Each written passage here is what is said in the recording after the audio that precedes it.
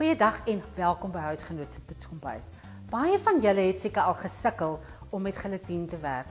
Vandag gaan ek vir julle 'n heerlike ligte panna cotta maak en vir julle so wys hoe maklik dit is om met gelatine te werk. Vir die gelatine is dit belangrik dat jy die gelatine eers voor die tyd in 'n bietjie water spons. Vir hierdie spesifieke gereg gebruik ons 25 ml gelatine en ons sprinkel dit liggies oor 60 ml water en nou laat jy dit staan so vir 5 minute om te spons. Terwyl die gelatine nou besig is om te spons, wil ek net vir julle 'n belangrike punt uitwys en dit is die verhouding van die gelatine tot die water of die vloeistof.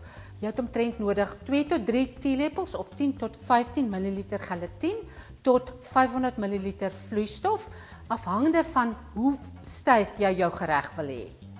En nou gaan ons die gelatine oor 'n pot met kookwater laat smelt. Belangrik wat jy hier moet onthou is dat die gelatine mag glad nie kook nie, anders dan gaan die mengsel nie stol nie. So jy plaas dit oor 'n pot met 'n klein bietjie kookwater in wat nie aan die bodem van die glaspot gaan raak nie.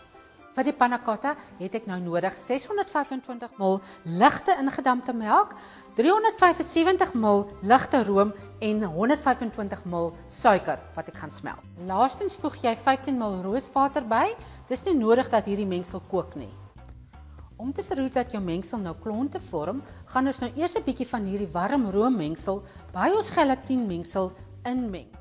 En dan kan ons dan nou hierdie gelatine mengsel by die res van ons room inmeng. Om nou van die meeste blaasies ontslae te raak, gooi ons nou die mengsel stadig deur 'n sif in 'n groot meetbeker.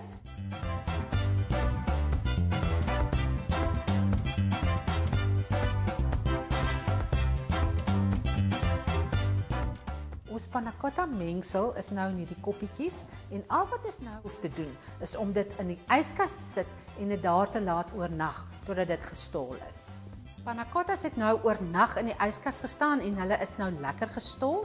Al wat ons nou daarby gaan sit om dit mooi af te rond, maar ook om dit lekker geur te gee, is 'n vrugtepuree van arbeie.